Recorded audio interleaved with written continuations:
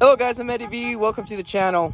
Today, we're going to be replacing a carburetor jet. And not just one of them, but two. And I'm going to show you how.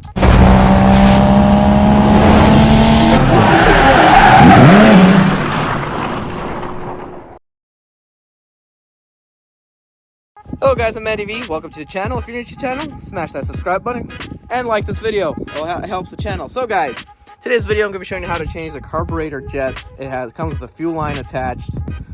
And this is on a 1965 Volvo PV544 Sport with a B20 motor, the first generation B20 motor, but same block as the B18. So the parts are literally interchangeable, except the valve cover is a little different. Now, these are the carburetor jets. The reason why I'm changing them is because in one of my previous videos, there's a fuel line inside this here, and it ripped off, causing a huge fuel leak because I guess these were old.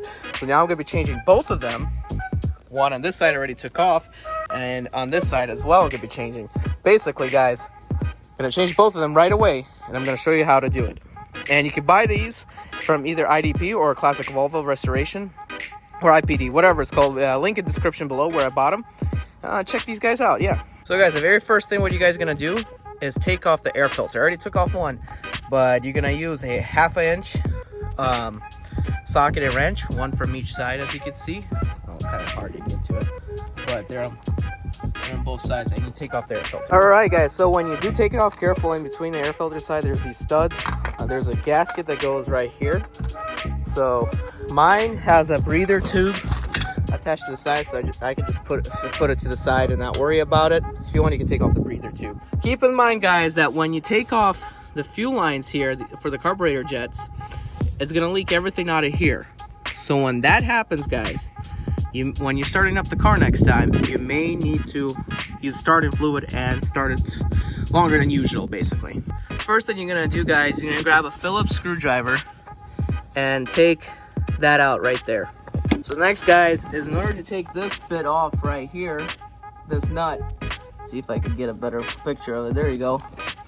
You're gonna have to, let me clear the camera a little bit. You're gonna have to use a 12mm wrench and just unscrew it. Not gonna show you, kind of hard with the camera, but that's how you do it. So guys, this is what the old one looks like. As you can see, in pretty rough shape, but basically I also use this kind of tool, this wrench, to go like this to get out, because it's a little tighter on that side of that carburetor. So gotta have patience on putting it back on and also taking it off. So, and of course some fuel is gonna leak once you do it, but let's go put in the new one. Let's compare the new one versus the old one. So here's the new one. The new one looks like, guys. Let's see here. So there you go. That's how the new one versus the old one looks like. You're gonna take this red thing off, which is the protector, and then screw it in. So guys, here's one installed. Gonna quickly show you. So you can see I put the screw back in, it screws on. Now this right here, if it does this, that's totally normal, just a protector. So you gotta be careful because the rubber can and will go out on you. So like literally, you basically, guys, have to hold this and hand tighten it, because it's kind of like spring loaded almost. So you gotta hold it by hand and tighten it, and as you tighten, the rubber gets tight and it's gonna be good to go. So let's go ahead and do the second one. The nozzle, the jet nozzle, goes there, as you can see in that needle. So let's go ahead and install the other one now. Okay guys, so the installation is complete. The last thing you want to do is start the car up. Once you start her, check for any leaks. If there's any leaks, there's something wrong with the rubber gasket when you put it in.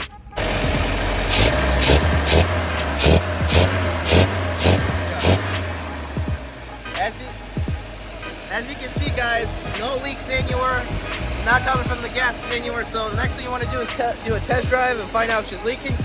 And if she's doing so like that and it's not leaking, chances are it's still good to go. So that's how you change the gaskets. Next, turn off the car and put the air filters back in. There it is, of all our glory. Air filters fitted back in. So guys, the last thing you guys need to do is let it run for 5 minutes to make sure there's no fuel leaks while you're putting away your tools. If there's no fuel leaks anywhere, you're good to go for a test drive, and after that, then make sure again that there's no fuel leaks. Other than that, you're good to go, guys. Thank you for watching this video. Not canceled. Alright, I'm Eddie B. 2064 Turn right.